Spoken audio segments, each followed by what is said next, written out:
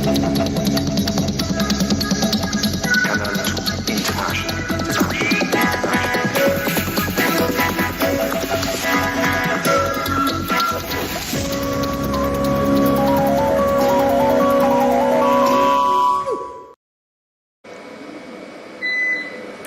evening, ladies. Now the International called Morinzi. We begin with our top stories. The Renaissance Movement Party have threatened to file a court case against elements of the Sang Minima police force over allegations of violations of the codes of police ethics. This comes at a time when the arrested MRC activists regained their freedom. The militants of MRC were arrested during an operation to renew the basic organs of MRC in the south of region, the west region of Cameroon this Thursday at about midday. Eve Asila Angu, head of the Special Branch Police Station for Bamenda 2 subdivision, was shot at close range at the Tamulung neighborhood in the same Bamenda 2 by armed men on board a motorbike who, from every indication, had been trailing him. According to some quarter residents, he was rushed to hospital by some persons who saw him in the pool of his own blood not far from his car, but medics later confirmed he was already dead. We'll come back to that in our subsequent editions of Newscasts. And lawyers of the Cameroon Renaissance Movement Party have threatened of the codes of police ethics, and these comes at a time when the arrested MRC activists regained their freedom. The militants of MRC were arrested during an operation to renew the basic organs of the party that was in the south region of Cameroon. More in the following story. Vuba CPA, Asomo Therese, and Naba Christian and La Lu, all militants of Cameroon Renaissance Movement, were arrested by law enforcement officers at the weekend at Sang Milima in the South region, have regained their freedom. Their release, facilitated by officials and lawyers of the party, follows these of outrage and concerns over their fate. According to MRC lawyer Hippolyte Meli, though the incarcerated militants have been released, the party is considering filing a court case against elements of the Sang Milima police force over allegations of violations of the Code of Police Ethics that have emerged in the context of the matter. The man of law says the party will also seek reparations.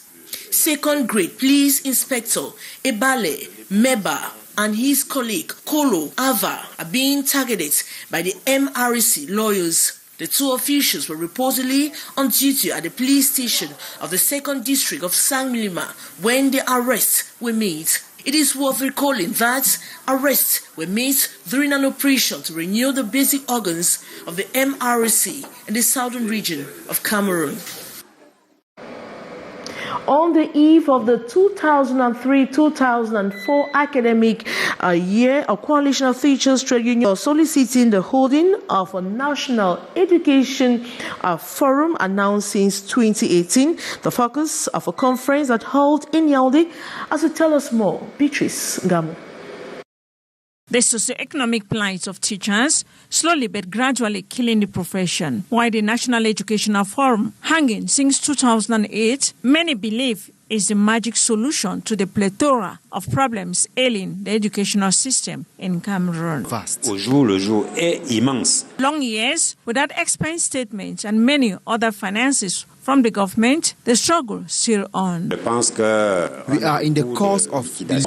On information circulating on an strike with school resumption come Monday, the teachers' trade unionists emphasized the need of National Education Forum. Dans un cadre approprié qui est un forum national de l'éducation. Education, the key to many sectors in the country, need an appropriate system, and those impacting the knowledge, that is teachers, to do so in the most appropriate state of mind. And in a bid to promote entrepreneurial skills in young people aged between 8 and 15, the Cameroon Chamber of Commerce, Industry, Mines and Crafts has trained some young people within the framework of the Holiday Transformation Initiative. The young people left many elated with their commitment and know-how within the training period. Gladys Ambodibang attended the closing ceremony of the training at the Pilot Incubation Center here in Cameroon's economic city. Douala has story. From fruits to juice and from tubers to flour, these children have been able to transform all these with skills acquired within 1 month.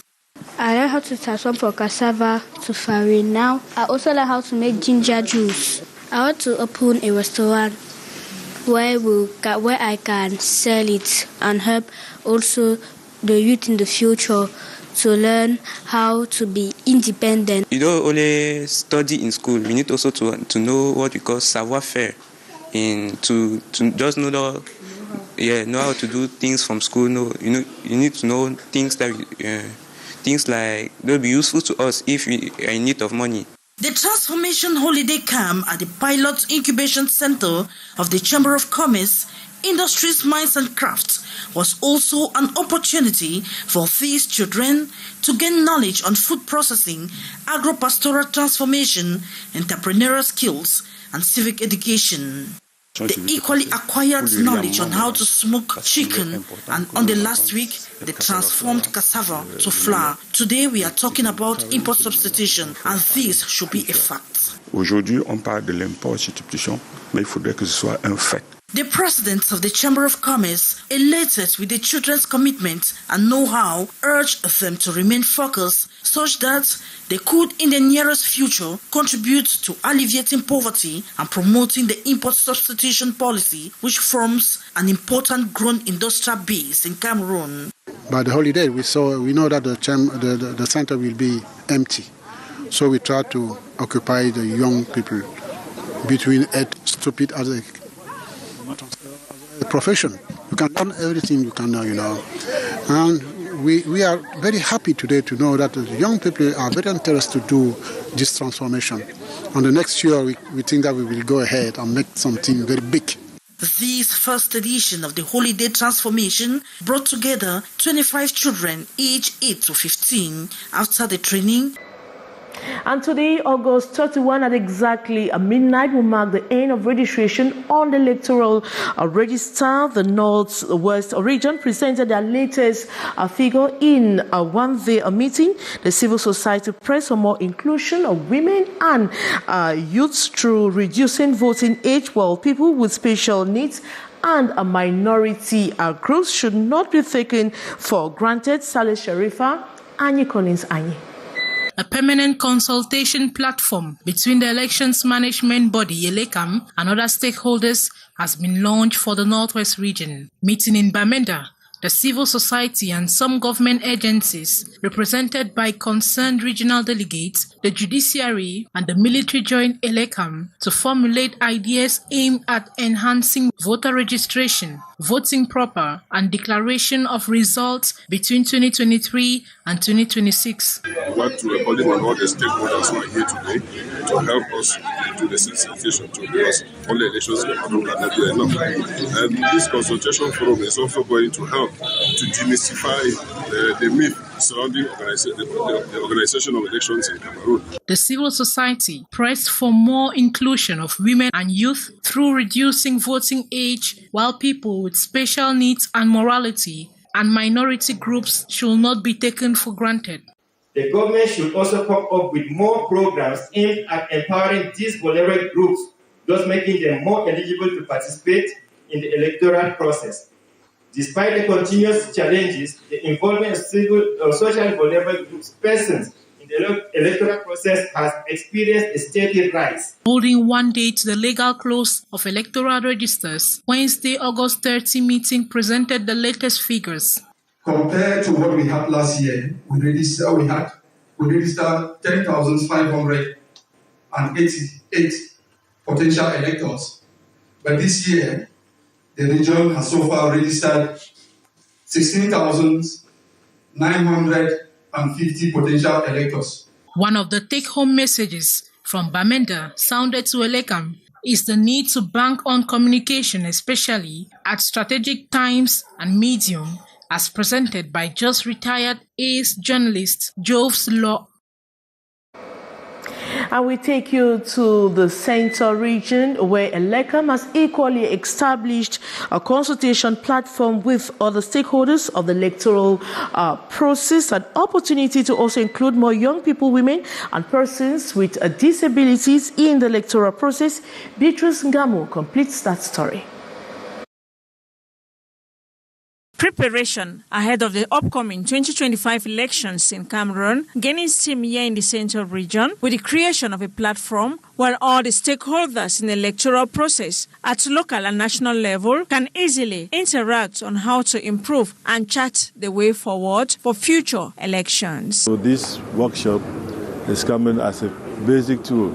Let the people, the stakeholders, know exactly the whole process, because at times ignorance makes people to take very wrong decisions. The move was set up as a Elekam's strategy to build and maintain trust in the electoral process. The committee is also out to revitalize the electoral process in Cameroon by strengthening the participation of this important target. To make it attractive for the youth, the women, and the people living with disabilities and the minorities. These priorities were made clear during the official launch of the permanent consultation platform between Elekam and other stakeholders in the electoral process here in the Central region. Over 400 Cameroonians studying law in Rwanda are frustrated after they were excluded from the country's final bar exams. According to some lawyers we spoke to in Cameroon's economic city, Douala, a convention between Rwanda and Cameroon on law practice is inexistent, thus making it difficult for them to sail through. More in the full story. Their career of becoming lawyers in the near future is in jeopardy after over 400 of them, all Cameroonians studying law in Rwanda, were excluded from taking the bar exams. A frustrating situation that has provoked the reaction of lawyers of the Cameroon Bar Council. It would appear the authorities in Rwanda are requesting for the degree themselves and not the attestation. We hear again that there was an issue of reciprocity in the sense that if you go to bar school in Rwanda, that means you can practice in Rwanda. Is it possible for Rwandans to come to Cameroon and follow our own system and be practicing in Cameroon? If the Cameroonians should be allowed to sit in for the bar exam, that same opportunity, that same advantage too, should be extended to the Rwandans if they come to Cameroon. But on our own part, we don't have any proposal agreement or convention which take care of that situation. The exclusion of the 400 plus Cameroonians studying law in Rwanda and prevented from taking the bar exams brings to light two old-age problems. One, the absence of a law school, and the second, the delay in organizing bar exams in Cameroon. Yet the blame goes to the Ministry of Justice. The way out is for the Cameroon government through the Minister of Justice, the Minister of External Relations, and the Bar Council should liaise with the counterpart in Rwanda and see how this issue should be resolved amicably. The issue is that, as per our law in Cameroon, bar exams are supposed to be organized in the month of November or December every year. But it's been noticed that the Minister of Justice, that is supposed to do that for one reason or another, is supposed to coordinate issues with the bar to organize those exams. So that's the reason why there's this influx into Rwanda. More disturbing is the inexistence of a convention between Rwanda and Cameroon on law practice. But I remember when Akeremona was president of the bar, he signed some sort of convention between Cameroon bar, Rwandan bar, and I think Burundian bar. For now, those concerned are waiting to hear a favorable response from both the Rwanda and Cameroonian authorities. And today, August 31, 2023, is observed as the African Traditional Medicine Day, valorizing and facilitating the homologation of traditional medicine is still a top priority. The issues were at the center of a further reflection grouping traditional and conventional health practitioners in Yaoundé. Beatrice Ngamo with the rest of that story. They came from different horizons, traditional health practitioners, to raise awareness on the importance of African traditional medicine, a holistic discipline involving the use of indigenous herbalism combined with aspects of African spirituality. Sur l'espérance de vie à la naissance, pourrait nous permettre non seulement de nous développer sur le plan sanitaire, mais aussi sur le plan économique. With such trust, need to increase understanding and confidence, giving this medicine her place in our society. Sensitize the population on the importance of what they have with them, but which they do not use, but prefer traveling to Europe when they have gallstone problems, whereas there is a plant in the Adamawa region which breaks gallstones. Health coverage here in Cameroon is 20% conventional medicine, 10% by churches and equivalents, and 70% by traditional medicine. Ça veut dire qu'il y a 70% de la population qui est couverte par la médecine africaine. That is to say, 70% of the population is covered by African traditional medicine. So, those who distrust traditional medicine are wrong and often out of ignorance. As a doctor who has practiced both medicines for 20 years, I advise everyone to go there because it will make a good complementarity between conventional and African medicine. The significant contribution of traditional medicine as a major provider of healthcare services in Africa cannot be overestimated. This day coincides with the date 31st August 2000, on which the Ministers of Health adopted a relevant resolution at the 50th session of the WHO Regional Committee for Africa in Ouagadougou, Burkina Faso. Thanks so much for watching. But coming up next is the brief with Lil Pioche. So we'll be back same time tomorrow. Good night.